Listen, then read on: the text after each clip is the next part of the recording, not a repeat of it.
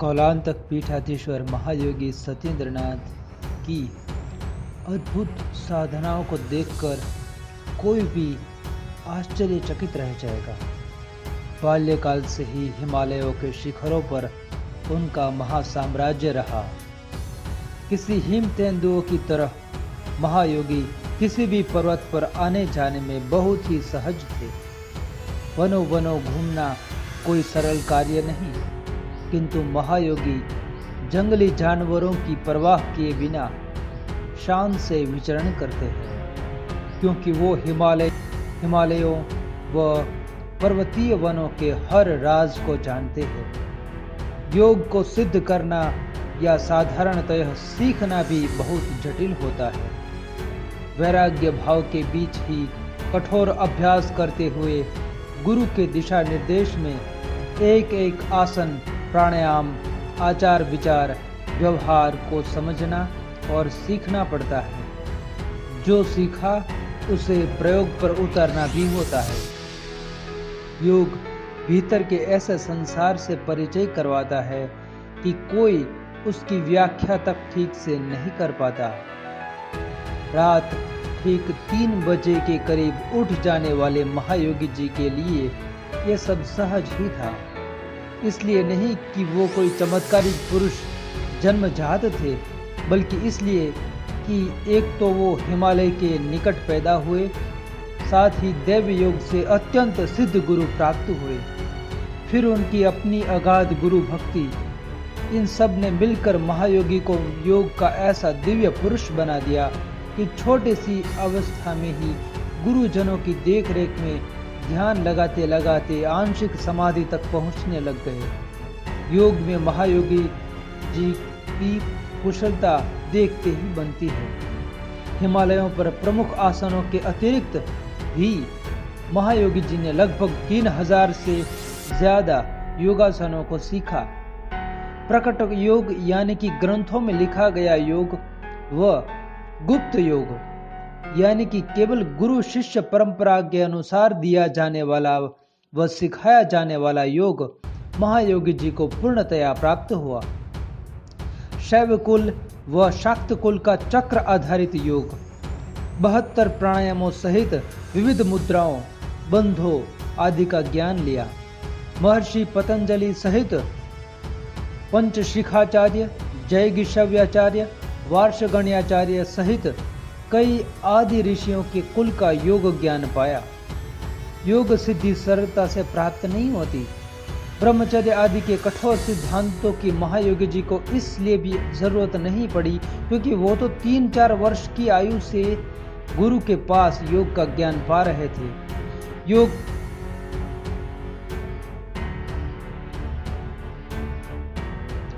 योग के यम नियमों सहित ईश्वर प्रणिधान आदि को सीखते हुए काफी समय लग गया। लगभग 7 वर्ष की आयु पार हो जाने के बाद महायोगी जी को हिमालय में योग का अभ्यास करने का शुभ अवसर प्राप्त हुआ। सबसे पहले महायोगी के योग का गवाह बना गरुड़ासन पर्वत, जहां महायोगी जी ने ध्यान की सीमाओं से पार समाधि की ओर जाना शुरू कर दिया। गरुड़ासन पर्वत से मीलों मीलों तक कोई मानव सभ्यता ही नहीं है।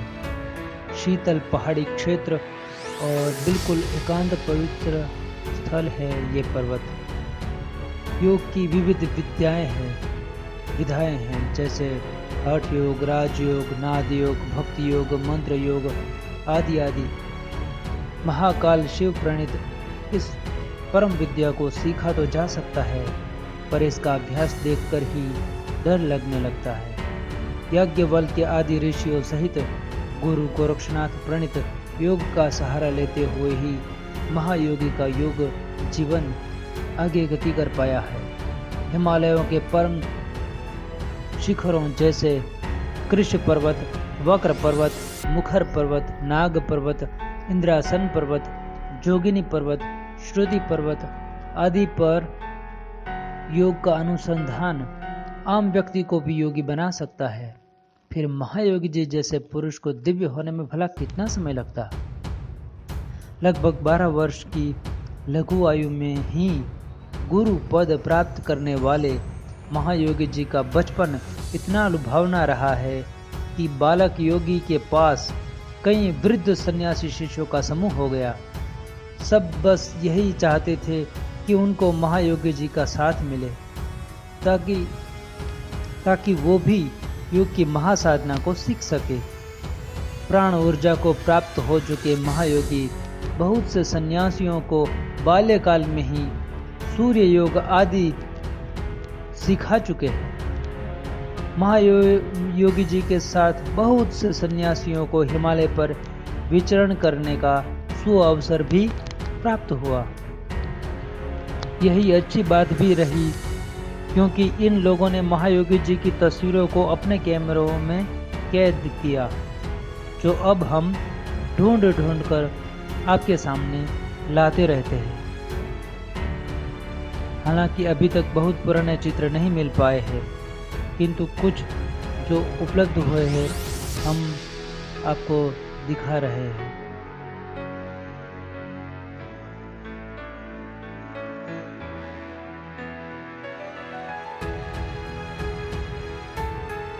महायोगी जी योग को चिकित्सक की तरह भी जानते हैं और योगी की तरह भी।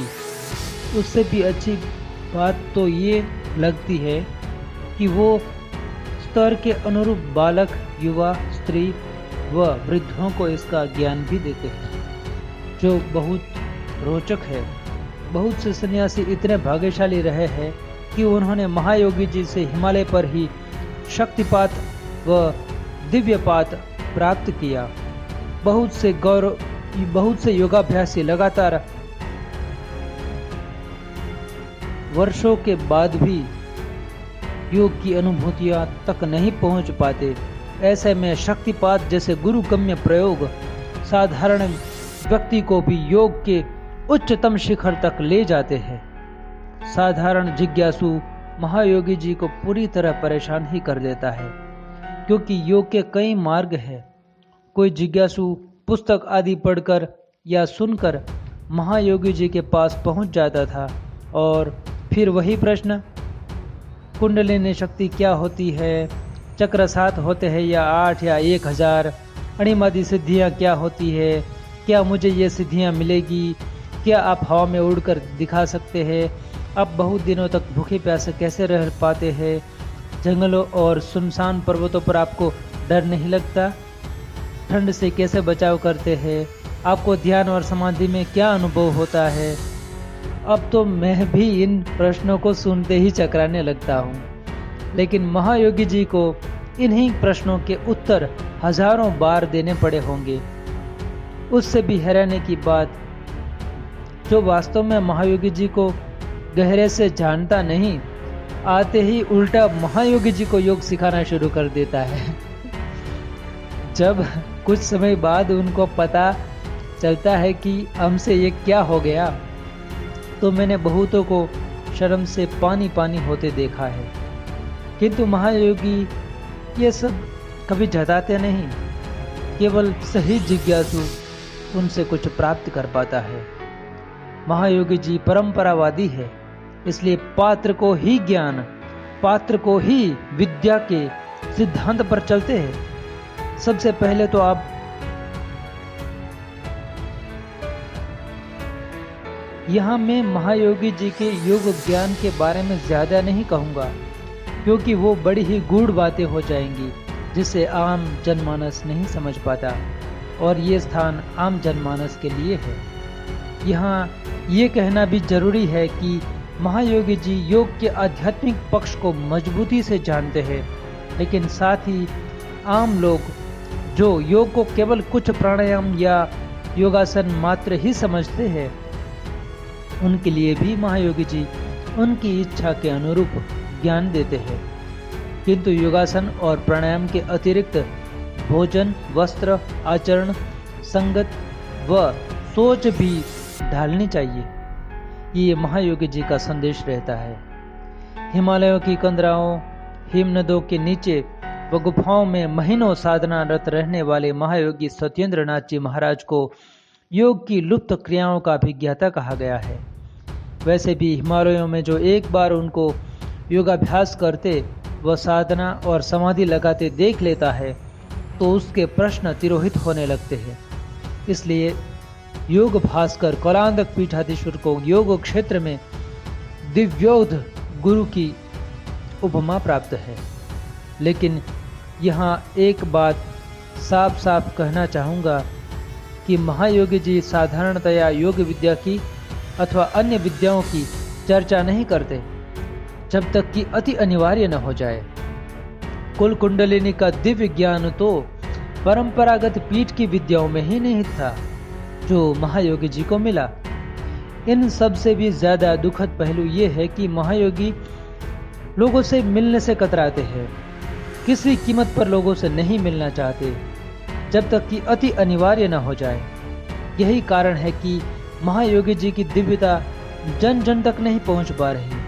अनेक लोग महायोगी जी के दर्शन लाभ लेना चाहते हैं किंतु अपने योग ध्यान पूजा पाठ व कुछ अन्य कार्यों में ही महायोगी व्यस्त रहते हैं। ये बड़ी चिंता का विषय है क्योंकि साधक ज्ञान का लाभ नहीं ले पाएगा, किंतु इसके लिए भी उपाय खोजे जा रहे हैं ताकि महायोगी जी का ज्ञान सभी तक पहुंच सके।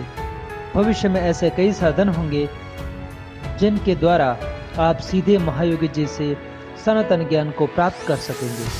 हिमालय के महानतम योगी आज हमारे बीच में हैं, ये हमारे लिए गौरव की बात है।